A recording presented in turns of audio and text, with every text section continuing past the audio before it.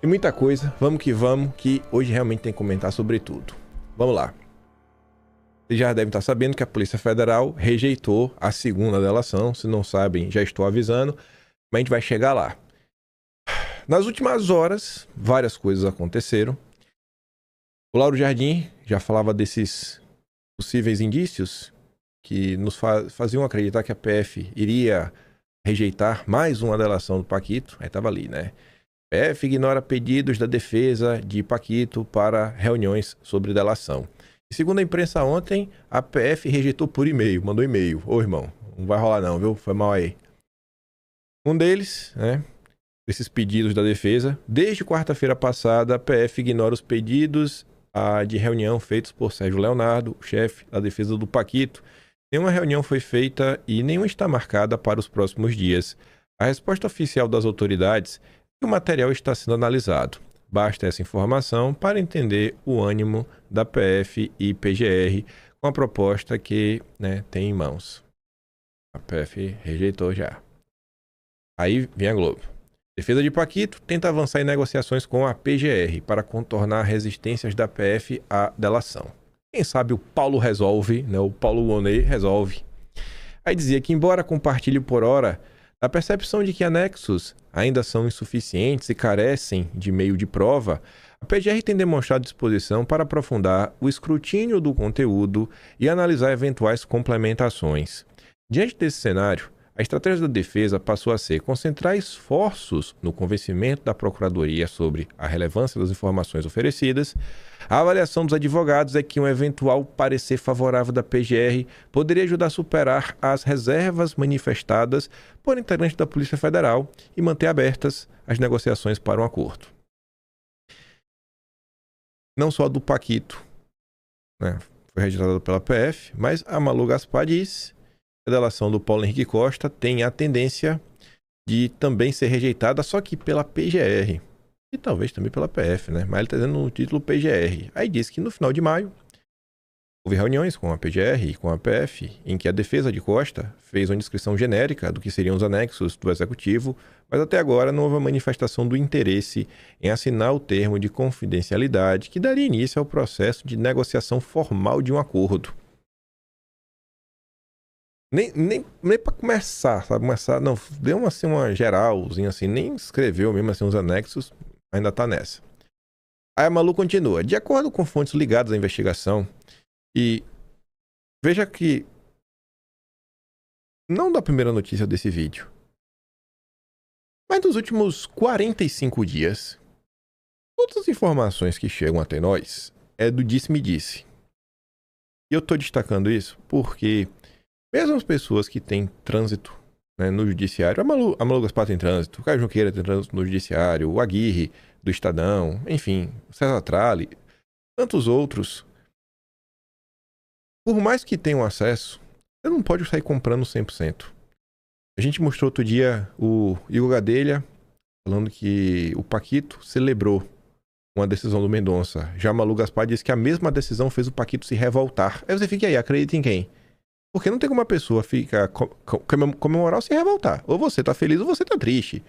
Como assim uma decisão que desperta as duas coisas no coração? Você fica triste e revoltado ao mesmo tempo? Quer dizer, revoltado e feliz ao mesmo tempo? Mas enfim, aí a turma tá só nesse, no disse-me-disse. Disse-me-disse. Mas segundo disse-me-disse, o silêncio quanto ao aceno do ex-presidente do BRB se deve ao entendimento de que ele não avançou muito para além do que a investigação já captou, além de se recusar a admitir alguns pontos que parecem pacificados para a PF. Que pontos? Como a ideia de ter negociado com o Paquito o recebimento de apartamentos em forma de propina. Ou seja, assim como o Paquito, ele acha que ele não fez nada de errado. De acordo com a versão inicial apresentada pela defesa, o executivo não chegou a receber os apartamentos e, portanto, não teria havido propina. Já depois de preso, Costa fez arte circular que os apartamentos seriam comprados pelo Master e ficariam à sua disposição após a compra pelo BRB. Esses relatos não empolgam os investidores, que têm dúvidas sobre a capacidade de Costa de apresentar provas de corroboração sobre temas que seriam centrais numa delação sua, como, por exemplo, uma negociação de propina para diretores do Banco Central ou com políticos com ascendência sobre o Banco Estatal de Brasília para fechar negócios com o Banco Master.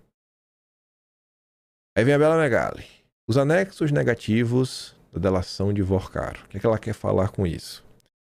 Segundo ela, mesmo nessa segunda delação, com mais informações, com mais falas, com provas talvez, esses anexos que o Paquito apresentou, eles têm sido chamados de negativos por investigadores. A denominação se deve ao fato do material conter mais defesa do que denúncias contra os delegados, segundo a avaliação da Polícia Federal. A defesa do dono do Master garante que a segunda proposta seria irrecusável. E aí? A defesa diz, a PF diz. O que a PF diz, ela não diz. São fontes que conversaram com jornalistas. E a defesa? A gente vai botar fé na defesa? Sendo que trabalha, obviamente, pelo interesse supremo do Paquito. E aí, acreditar em quem nessa história? A turma realmente, assim, a coisa realmente vai para uma direção que vira guerra de narrativas. Guerra de narrativas. E o que me preocupa nessa guerra de narrativa é que quanto maior a confusão, maior as versões, maior a gritaria, mais substrato você fornece, né? Mais, vamos botar assim, né? Mais cimento e tijolo você fornece para que os pedreiros do Supremo Tribunal Federal construam a casinha da liberdade através de uma nulidade. Né? Porque o processo está começando a ficar muito politizado. Interlocutores próximos a Paquito, inclusive, têm enviado o recado a políticos de que ele precisou adequar-se à versão... Olha isso aqui, ó. Adequar-se à versão da PF para que as negociações avançassem. Aqui quem diz é a versão da turma do Paquito, né? Vê que, conforme a delação vai avançando, as notícias, para tentar dar um ar de perseguição política, o direcionamento político, o favorecimento, coisas que, obviamente, seriam ilegais no devido processo legal e que podem levar à nulidade. Do outro lado, a Polícia Federal rechaça qualquer orientação dos temas ou nomes e afirma que todo o conteúdo foi apresentado por iniciativa da defesa. E aí? A polícia tal não está orientando? Porque não poderia. Já virou disse-me-disse. Paquito acredita que não cometeu crimes e dificulta a delação, dizem aliados do ex-banqueiro. O dono do Master julga que atua dentro das regras do jogo e reluta em apontar autoridades como cúmplices. PF não deve aceitar a colaboração nos termos atuais e PGR também está insatisfeita, mas não necessariamente vai negar. Aí o Caio Junqueira comenta sobre essa situação e é um cara que transita bem e hoje tem um diálogo grande na ala do Supremo próxima do Mendonça. Mendonça, Fachin, Carmen Lúcia, Fux. E o Caio Junqueira andou comentando. Escute aqui.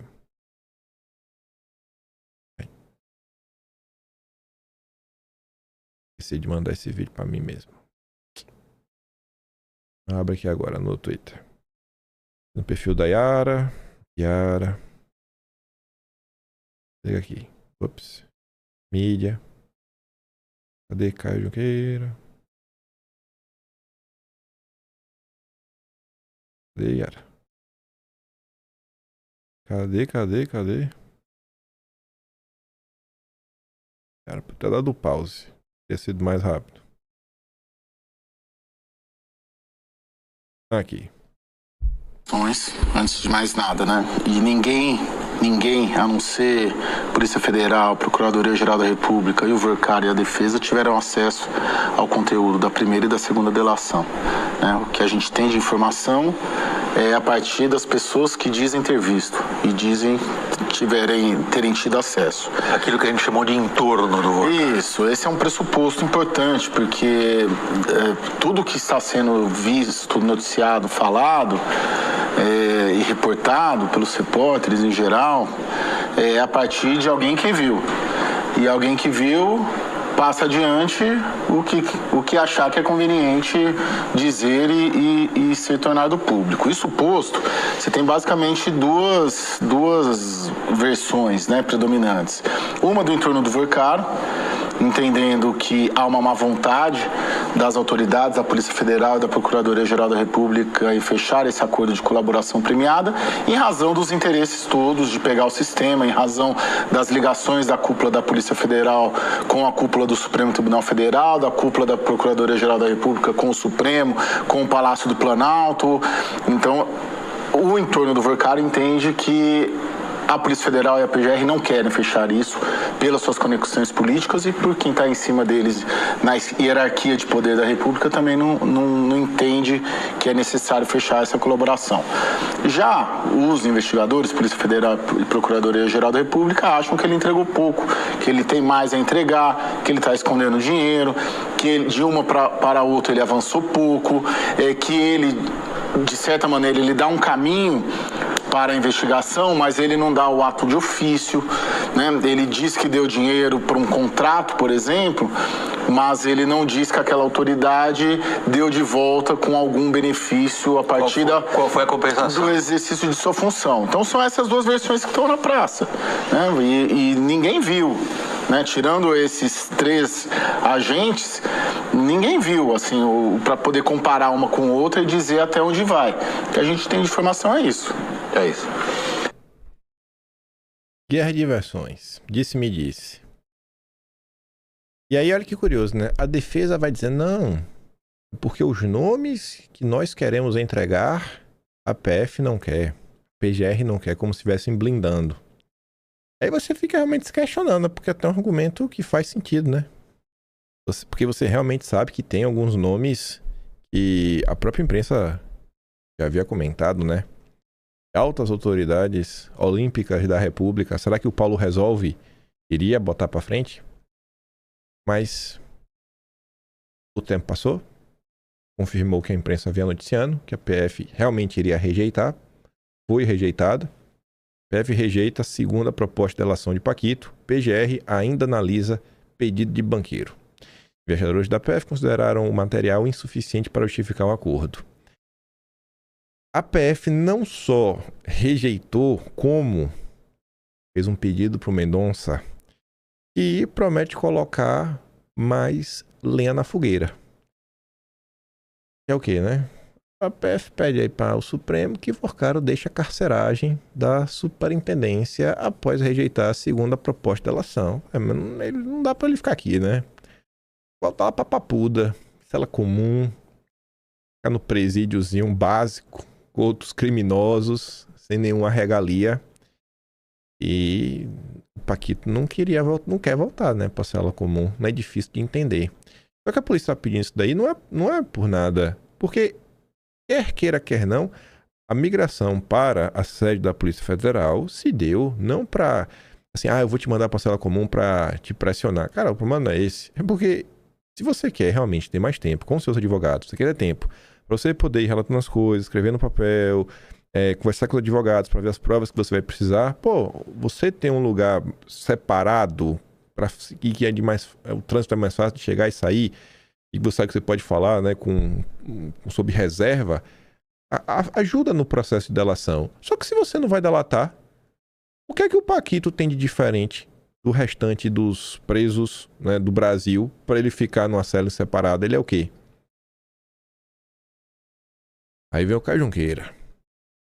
Em torno de Forcaro, aponta que PF nunca quis fazer delação premiada. É guerra de narrativas. Interlocutores do Paquito disseram à CNN ter a avaliação de que a PF nunca quis fazer uma delação premiada com o banqueiro. A leitura é que tanto na primeira tentativa quanto na segunda, a instituição atuou de maneira pro forma, sem dar andamento real às tratativas, nem demonstrado interesse em fechar um acordo. Questionados sobre eventuais motivos para essa postura, eles não disseram o motivo. Aliados do banqueiro contestam ainda a justificativa da PF de que a segunda versão da proposta era frágil e sem substância, como integrantes da PF afirmaram nos bastidores. Ao contrário, dizem que no documento apresentado pelo Paquito, ele se auto-incrimina, faz confissões. Será que isso é real? Será que ele realmente se auto-incrimina? Porque toda a imprensa falou o contrário nos últimos dias. Enfim, faz confissões e que há revelações que implicam possíveis práticas delitivas de autoridades. Se possíveis práticas é meio subjetivo, né?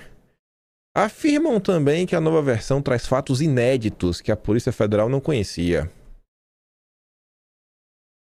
Medo de deixar a cela especial, livros sobre mercado e plano para dívida. Os dias do Paquito na prisão, antes da PF negar a delação.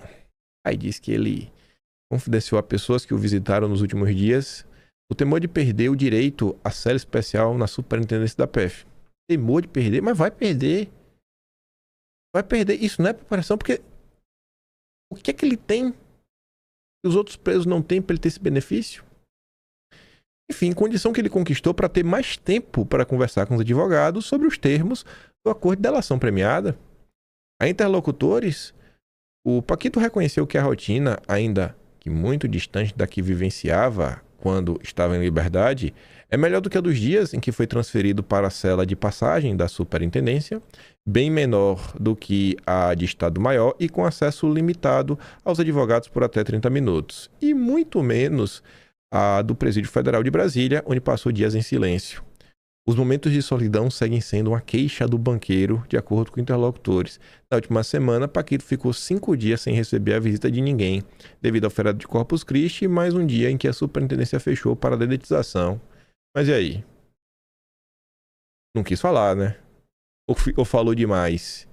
E falou de pessoas que não tem como a polícia avançar diante do que foi dito em relação com as pessoas.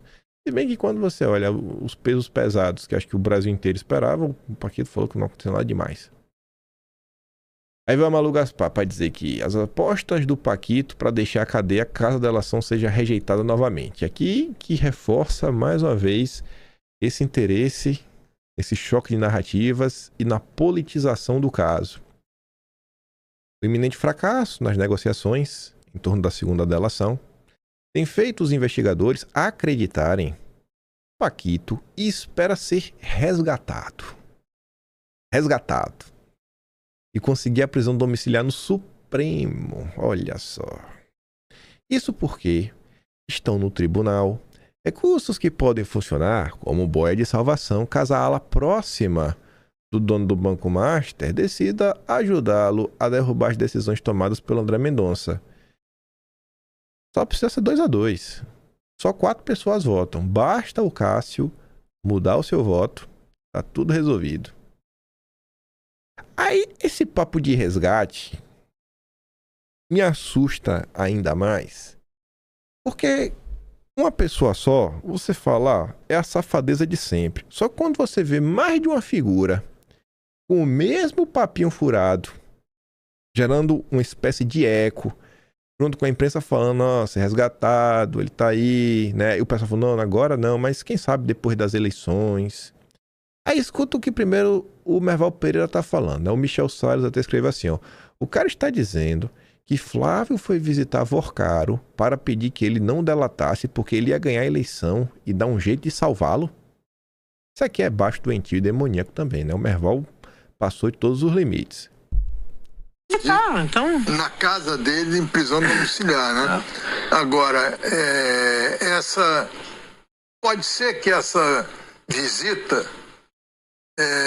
ainda piore a situação do Flávio, porque é aquela história que a gente estava conversando ontem. Ele está esperando a solução para o problema dele, o Vorcaro, né?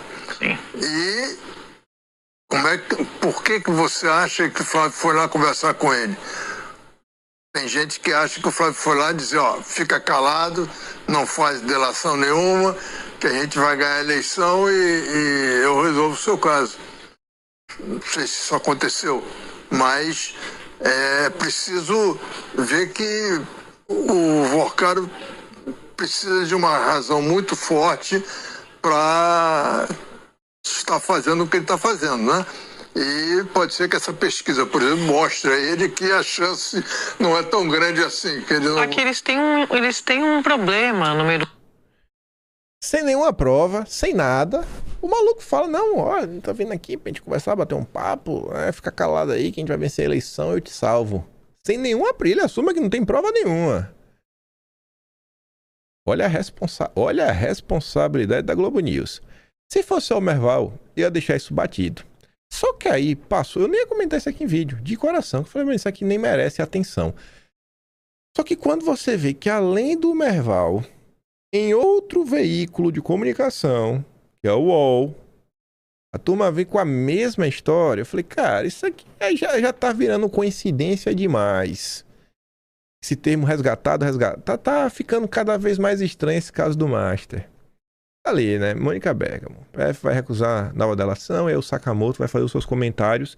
Aí quando eu li o que a Irina escreveu, eu falei, olha o nível da canalice. Essa ala imunda da imprensa tenta vender que Vorcaro estaria esperando um governo Flávio Bolsonaro para ser salvo. Não pode ser aleatório. Escute o Sakamoto.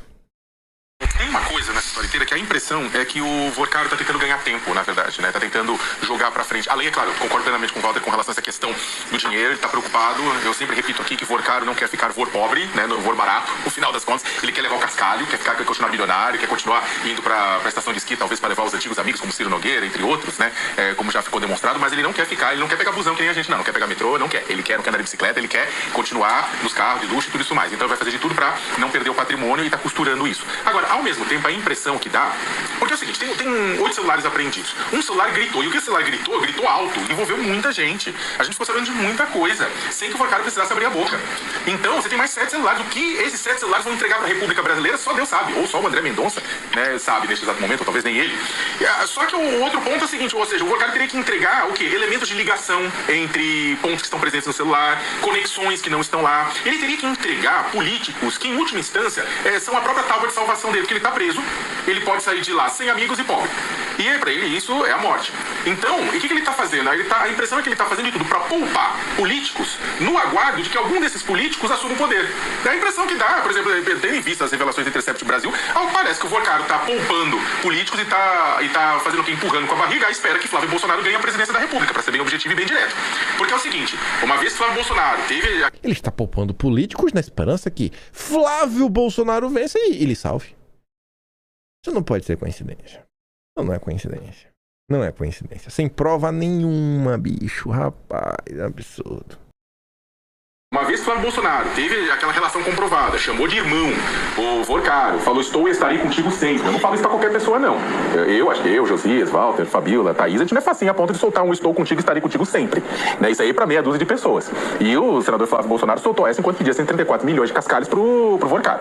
Então, no final das contas, a impressão é que ele quer ganhar tempo, que esperando que talvez lá na frente alguém saia em socorro dele, porque também tem muita gente que se ele começar a piar alto, vai ser envolvido, e aí pode ser qualquer político, né? Ou esperando que talvez num possível governo Flávio Bolsonaro, os aliados, eu não estou nem falando exatamente pelo próprio senador, mas um monte de aliado, o próprio Ciro Nogueira, que é aliadíssimo de Flávio Bolsonaro, e já apareceu nas investigações, teve operações contra ele, alguém sai em socorro de Vorcaro, Fabiola.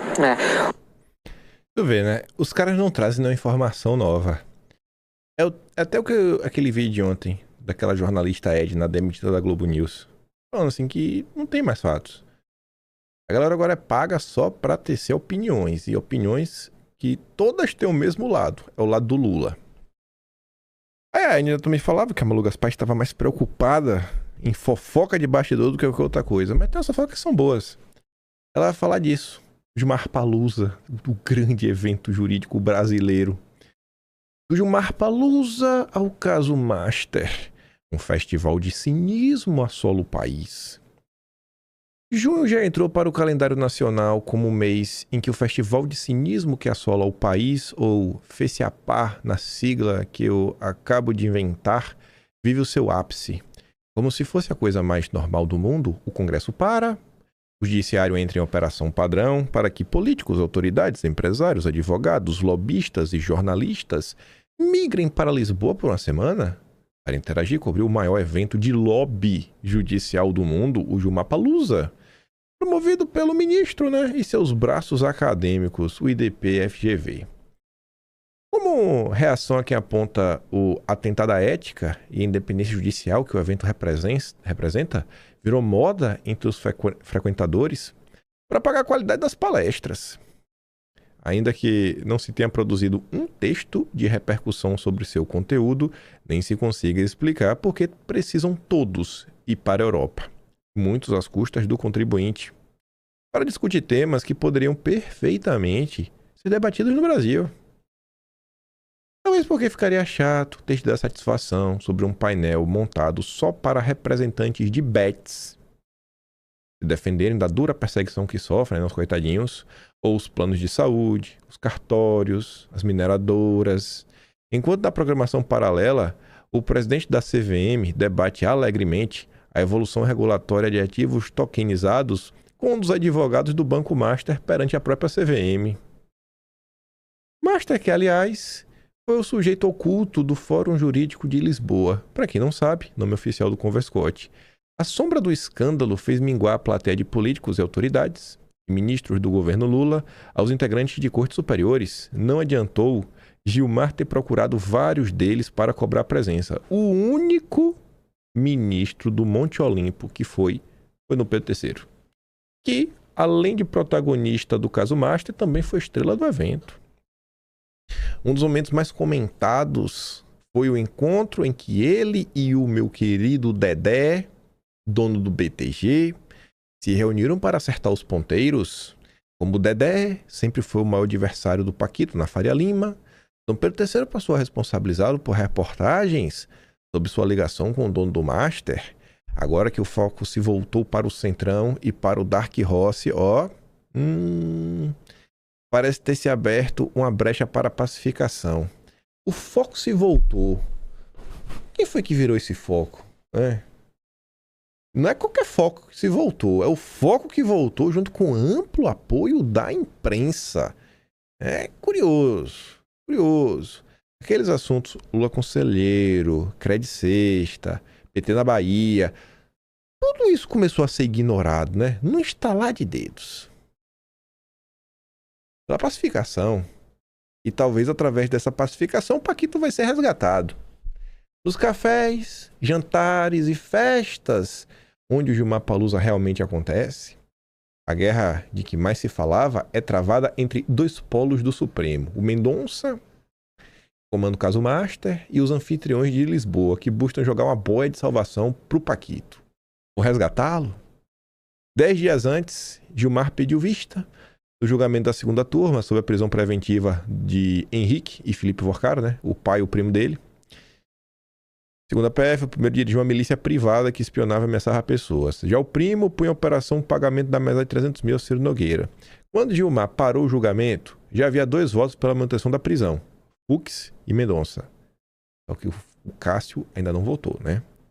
Como só votam 4 dos 5, com 2 votos, eles estão soltos. O jogo nada secreto não é o voto do Gilmar. É convencer o 4º ministro, o Cássio, a acompanhar o Gilmar, derrubando a ordem de Mendonça. E por aí começaria o plano de salvação do Paquito. Aí agora a informação curiosa que a Malu Gaspar traz, que é que de dentro da sua cela na Polícia Federal, Paquito vem ser informado de tudo o que se passa. Então tem um plano, e estão avisando pro Paquito do plano, por isso que ele não tá falando.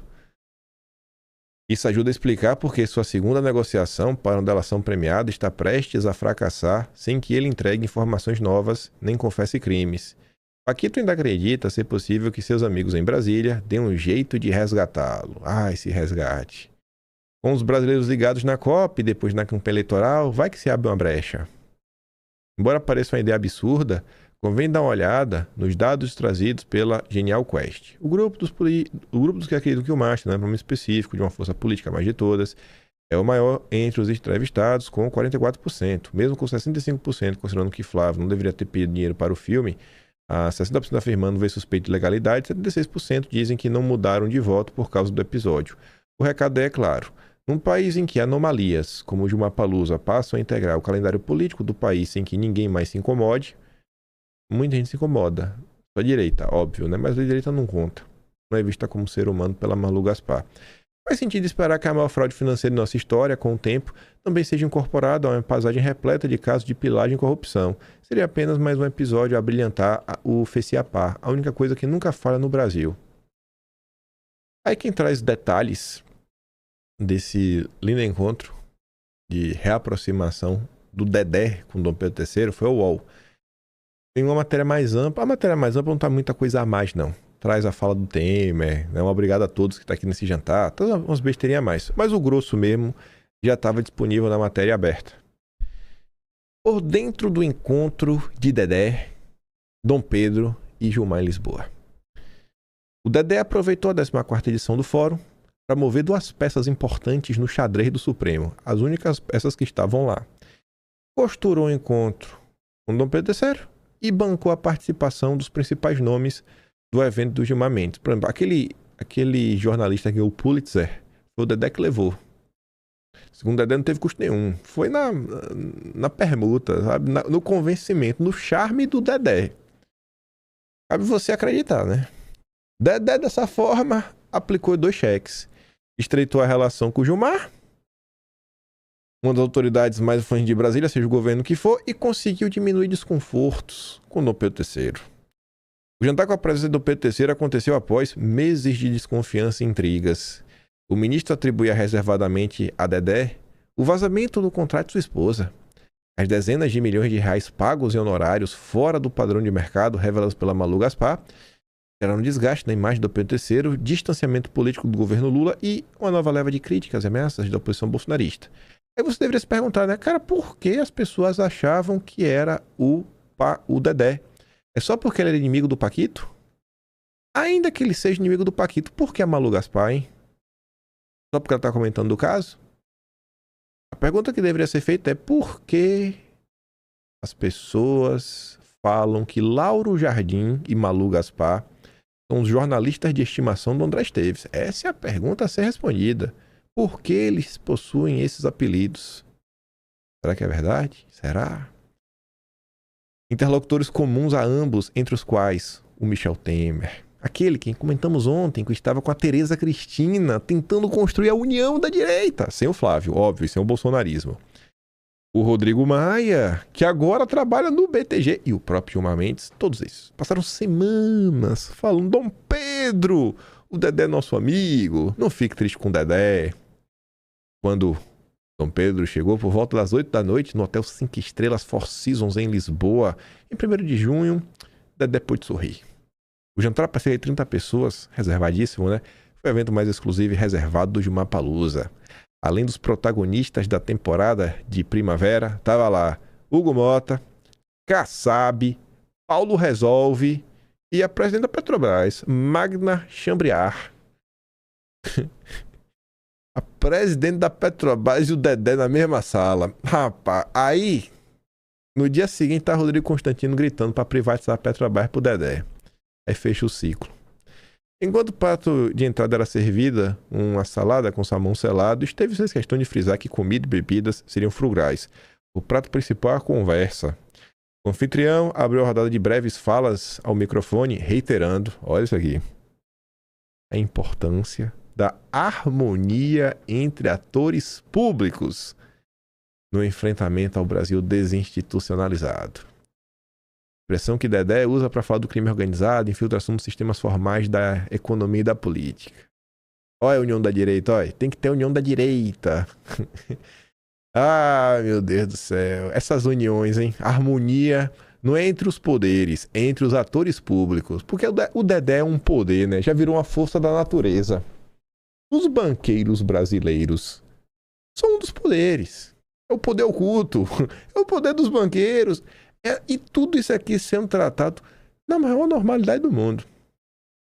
Na maior normalidade. Por isso que eu também falei esses dias, e já tinha falado meses atrás, se Flávio Bolsonaro falar assim, ó, eu vou entregar o Ministério da Fazenda pro André Esteves, no dia seguinte o Flávio tá eleito com 90% dos votos. Você pode falar, pô, mas não tem 30% de petistas no país? Ô, amigo, vai ser 90-10. Mas os petistas não vão votar 13? Vai ser 90-10. Como? só faz o teste aí pra ver se o Flávio não vence com 90%. Dedé é o poder oculto. A harmonia vai parar no Brasil. Enquanto o Flávio resistir, enquanto o Flávio falar, não vou entregar o Brasil pra Faria Lima, vai seguir apanhando. Aí vai ser gritaria do Dark Horse. Agora eu fiquei surpreso pela canguinhagem do Dedé, viu? Servindo vinho de R$130. R$130, Dedé. Você já foi mais, né, exuberante nos seus gastos. É só quem tá falando de judiciário e gasto, a gente fala das figuras e na delação do Paquito.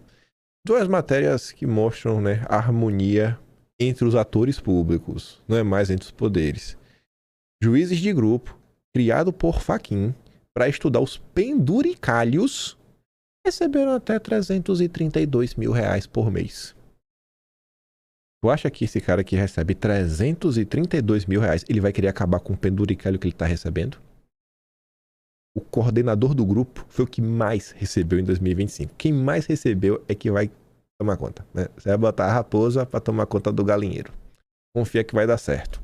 E para também não perder a prática, não foram para Lisboa, foram para uma coisa muito importante, né? Copa do Mundo. O Ministério Público do Ceará paga 44 mil reais em diárias para promotores irem à Copa do Mundo. Mais do que justo, né? Eles trabalham muito. Eu aprovo aí mesmo. O povo tem que trabalhar mais. Tem que esfolar o povo aí para dar vida boa para os atores públicos. Mas vamos lá. Desde 4 dias atrás, começaram aí diversas gritarias por todos os lados, né? Nomes que começaram a aparecer, informaçõezinhas de pessoas que teriam sido citadas, mudanças de versões do Paquito, agora incriminando algumas pessoas. Eu acho que o nome que era mais esperado por todo o Brasil... Bom, é esse aqui, né? Mas não sei se foi noticiado da forma que as pessoas esperavam. Proposta de delação do Paquito diz que Dom Pedro III não cometeu crime. Eu acho que se o Paquito tivesse dito que cometeu, aí o resgate do cidadão do Raia, a gente ia ido pro saco. Enfim, ele trouxe mais detalhes do contrato de 129 milhões. Também é citado o segundo contrato de 50 milhões, que Malu Gaspar tinha denunciado, cujo objetivo seria antecipar a íntegra dos pagamentos antes da liquidação do banco em 2025, mas que não chegou a ser assinado.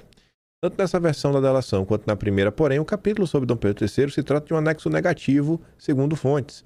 Um relato esclarecendo, na visão do delator, que não houve irregularidade na conta do ministro.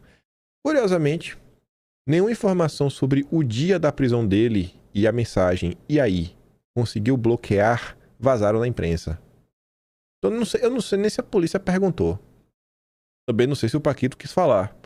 Mas não teve uma matéria sobre isso ao longo desses meses. Um balde de água fria. Apesar de acrescentar detalhes em relação à proposta anterior, a nova delação apresentada pelo Paquito foi considerada fraca pela Polícia Federal. A PGR deve definir até o final da semana se continua a negociação, se aceita a proposta ou se recusa. A negativa da PF não significa necessariamente que a PGR não vá seguir em frente com a colaboração. Ele mudou também, né? Em relação ao nosso querido Ciro Nogueira. Paquito muda a versão sobre Ciro Nogueira, em segunda proposta de delação, e aí substitui a amizade por propina. É o que diz a imprensa. Ele teria aí feito mudanças, né? Dizendo que aí a questão do Ciro não foi mais amizade, né? Passou a tratar o caso como propina, de acordo com pessoas que acompanham as negociações. Quem? Não sei. Não faço ideia. Na primeira tentativa de delação, Paquito dizia apenas que bancou benesses ao senador como viagens e festas por sua relação de amizade com Ciro Nogueira e sem buscar nada em troca. Após cerca de 15 dias de trabalho, que passou a ser coordenado pelo advogado Sérgio Leonardo, Paquito mudou seu relato e passou a narrar os repasses como uma tentativa de cooptação do senador para a defesa de seus interesses.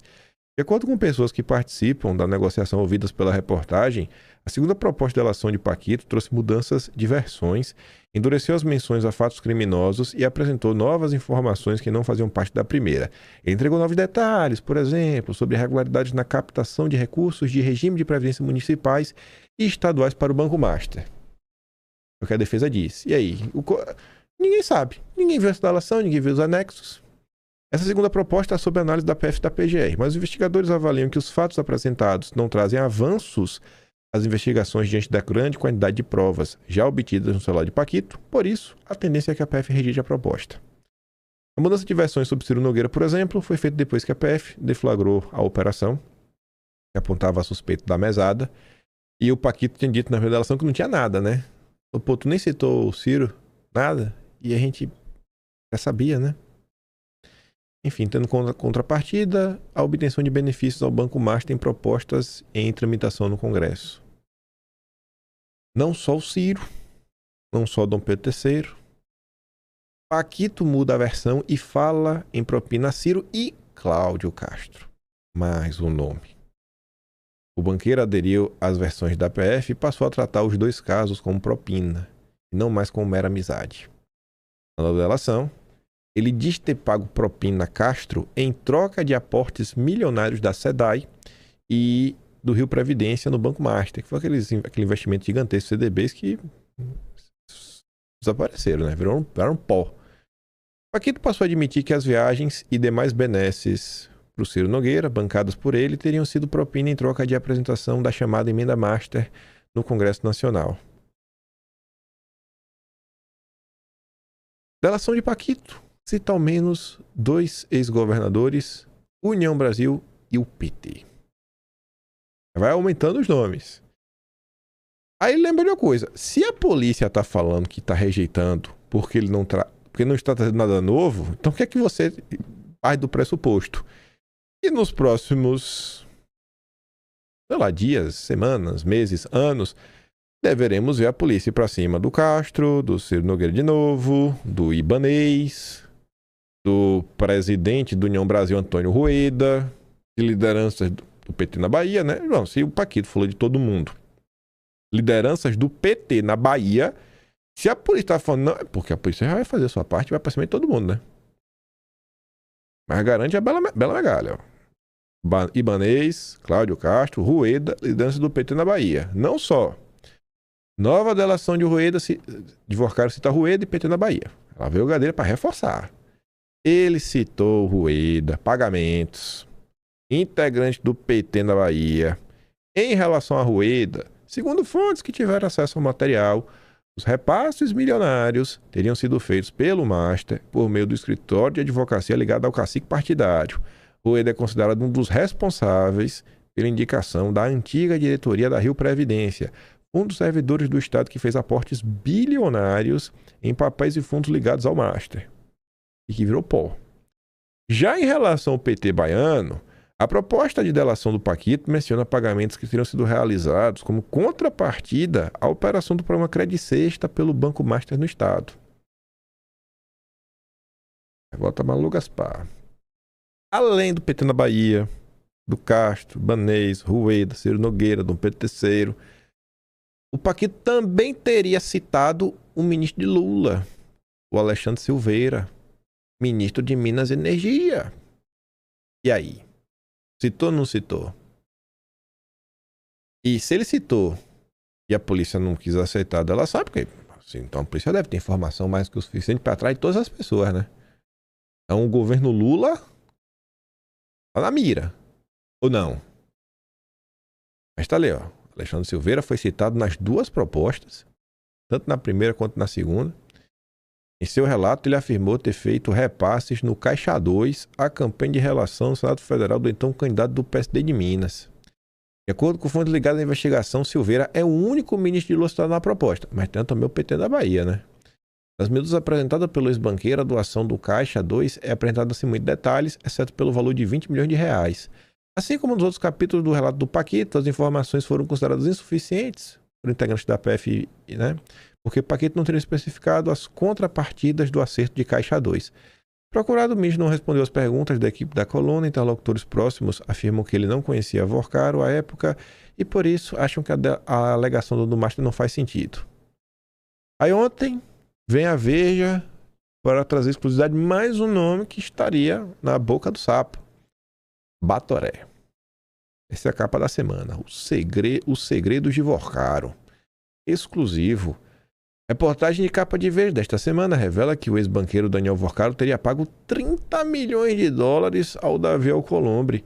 A matéria de Robson Bonin também mostra os detalhes da ligação entre o PT da Bahia e o caso do Banco Master. Ah, por que tá lá, né? Tá ali. Batoré e PT da Bahia. Aparece novo capítulo das revelações. 30 milhões de dólares é dinheiro, viu? Para conseguir mudar o futuro, o banqueiro precisa confessar seus crimes, contar os detalhes mais sórdidos de como construiu seu império e apontar nomes de comparsas e autoridades que se envolveram de alguma forma em suas trapaças. Essa possibilidade tem deixado Brasília em um característico estado de elevada tensão. Esse temor vai se mostrando justificado conforme Paquito começa a revelar aos investigadores alguns de seus segredos. A nova leva de revelações pode comprometer nomes de altíssimo escalão, como autoridades graúdas do Congresso e membros do Judiciário. O ex-banqueiro promete detalhar crimes desconhecidos, como negociatas de valores vultuosos e pagamentos de propinas. Por enquanto, são apenas palavras. Essas acusações graves precisarão ser acompanhadas das devidas provas. Se o banqueiro comprovar tudo o que diz, o que ele tem prometido fazer aos investigadores, o caso Marte subirá a um patamar inédito em termos de escândalo. Bom, mas tudo que ele está falando até agora, a própria imprensa também diz que não é novo. Então, esse caso já deveria subir de patamar, independente de qualquer coisa. Vocês concordam comigo? Se tudo que ele falou, a polícia já sabia. Eu quero ver a emoção agora. Conforme apurou a reportagem de Veja, um dos novos e mais bombásticos segredos envolve Batoré. Segundo o relato, Paquito teria feito para Batoré um pagamento de 30 milhões de dólares. De acordo com a proposta de confissão, o valor foi depositado em uma conta secreta no exterior e repassado ao parlamentar pelo apoio dado a uma demanda de interesse do Banco Master em transação operada pelo Augusto Lima, ex-sócio de Paquito. O ex-banqueiro se dispôs também a falar sobre seus negócios nebulosos com o PT da Bahia, citando especialmente o Rui Costa, chefe da Casa Civil de Lula. Aí, Malu Gaspar disse o único ministro citado, porque Rui Costa não é mais ministro, né? Ele renunciou para poder disputar as eleições. Segundo ele, a história começou em 2007, durante o governo do Jacques Wagner, né? Com o nome de Cesta do Povo. A iniciativa foi criada para permitir que servidores públicos estaduais realizassem compras em supermercados públicos com desconto direto na folha de pagamento. Com a entrada de Paquito na operação, o Crédito Cesta virou uma das principais operações de crédito consignado na Bahia, especialmente na modalidade de reserva de cartão consignado. Em 2022, já na gestão de Rui Costa, assessor de Wagner, um decreto estadual restringiu a portabilidade dessas dívidas para outros bancos, medida que ampliou a presença da instituição financeira no setor. Ou seja, na prática, o governo do PT baiano realizou uma manobra para se tornar um dos principais parceiros de Paquito. Na prática, sócios. O ex-banqueiro ainda não detalhou a que custo se deu essa relação, né? Foi só por amor? Desde a prisão, Paquito e seus advogados vêm prometendo colocar esses segredos em uma proposta de delação, que a PF já rejeitou. A primeira proposta, rejeitada há cerca de 3 semanas, foi considerada superficial, né? Vamos já saber de tudo. A segunda proposta, entregue no início da semana, também teria frustrado os investigadores por motivos parecidos. De acordo com a defesa do Paquito, aí vem de novo a batalha de narrativas. A recusa encontra explicação em um movimento que ocorreu nos bastidores com o objetivo de inviabilizar o acordo de colaboração do ex-dono do Banco Master. Os advogados de Vorcaro fizeram chegar ao gabinete do Mendonça que a PF e PGR não parecem devidamente interessadas em passar limpo alguma das graves denúncias, citando com exemplos o pagamento ao Alcolumbre no exterior, caso que teria sido prontamente descartado pelos investigadores, assim como as histórias envolvendo membros gaúdos do judiciário. Aqui é uma acusação gravíssima. E aí a gente volta ali atrás que diz não, que a PF está orientando. Tá ou não está orientando? Será que isso aqui é verdade ou não? Mas tu consegue compreender que essas diferentes discussões... Tu já pensou? Veja se esse cenário é muito distante, né? Gilmar Mendes aparece aí no seu voto, em algum julgamento importante, daquele jeito. Vocês devem lembrar que pessoas foram presas por alvo de busca e apreensão por conta de matéria da imprensa, né? Lembra do Guilherme Amado, o que ele fez, né? O Felipe Martins. Lembra da busca e apreensão do grupo de WhatsApp também, né? Aí chega lá Gilmar Mendes, aquele voto de decano, da mente jurídica mais brilhante do país, citando notícias na imprensa. Não é difícil de imaginar, né? Os defensores que levaram a reclamação ao Supremo asseguram que elas são consistentes e acompanhadas de provas como prevê a legislação. Por isso a motivação dos investigadores para rejeitá-las seria política. Oi. E aí tem um fator extra. Que é o seguinte. Deixa eu voltar aqui para essa imagem. Por que com exclusividade para Veja? Em que time? O fechamento da Veja normalmente é no máximo ali no tardar quinta-feira. Tem que ser uma coisa muito absurda para no final da quinta eles ainda inserirem na versão digital. Tem que ser essa informação bombástica. O Robson Bonin, que desse daí é o cara de bastidor. O Bonin não é um cara que tem fonte na PF. Se você pegar a maior parte das confusões que aconteceram, o Bonin, ele não tem fonte na PF. Agora, historicamente,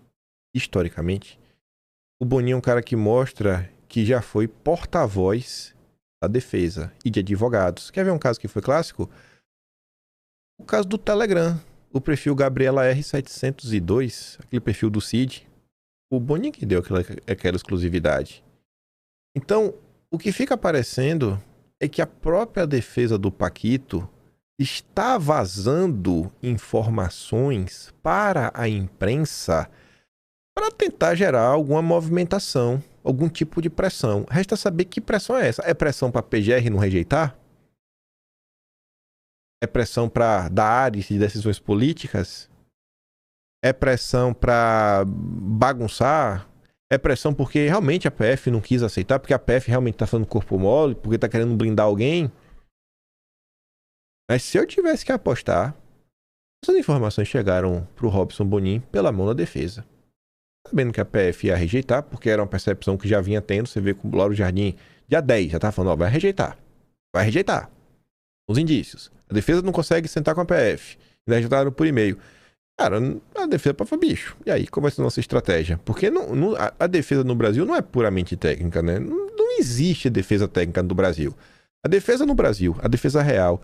Vamos falar sem papas na língua. No Brasil, o Poder Judiciário, me perdoa aí, normalmente ele funciona através da força do lobby.